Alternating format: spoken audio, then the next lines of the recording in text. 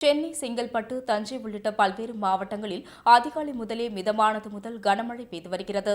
வளிமண்டல கீழடுக்கு சுழற்சி காரணமாக தமிழ்நாட்டின் பல்வேறு பகுதிகளில் மிதமானது முதல் கனமழை பெய்து வருகிறது.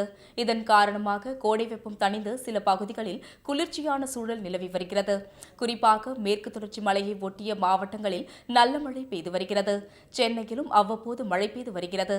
அதன்படி சோழிங்கநல்லூர், சைதாப்பேட்டை, பட்டினம்பாக்கம், நீலாங்கரை உள்ளிட்ட பகுதிகளில் மிதமான மழை பெய்தது. இதேபோல் ராமேஸ்வரத்தில் விடிய விடிய பெய்த கோடை மழையால் சாலையில் மழைநீர் குளம் போல தேங்கியது. தங்கச்சிமடம், பாம்பன் உள்ளிட்ட பகுதிகளில் கடந்த சில நாட்களாக தொடர்ந்து கோடை மழை பெய்து வருகிறது. இந்நிலையில் நேற்று விடிய விடிய பெய்த மழை காரணமாக சாலைகளில் வெள்ளம் பெருக்கெடுத்து ஓடியது. நாகை மாவட்டத்தில் அதிகாலை முதலே கோடை மழை கொட்டி தீர்த்து வருகிறது. நாகை, நாகூர், வேளாங்கண்ணி, கீழ்வேலூர், திருப்பூண்டி, திருக்குவளை, தலைஞாயிறு, வேதாரண்யம் உள்ளிட்ட பல்வேறு பகுதிகளில் மிதமான மழையும் கனமழையும் மாறி மாறி பெய்து வருகிறது. மழை காரணமாக பொதுமக்கள் மற்றும் விவசாயிகள் மிகுந்த மகிழ்ச்சி அடைந்துள்ளனர். இதனிடையே வேதாரண்யத்தில் உள்ள உப்பளத்தில் மழைநீர் தேங்கியதால் உப்பு உற்பத்தி பாதிக்கப்பட்டுள்ளது. மேலும் விழுப்புரம் மாவட்டத்தில் பல்வேறு பகுதிகளில் தொடர் மழை பெய்து வருகிறது.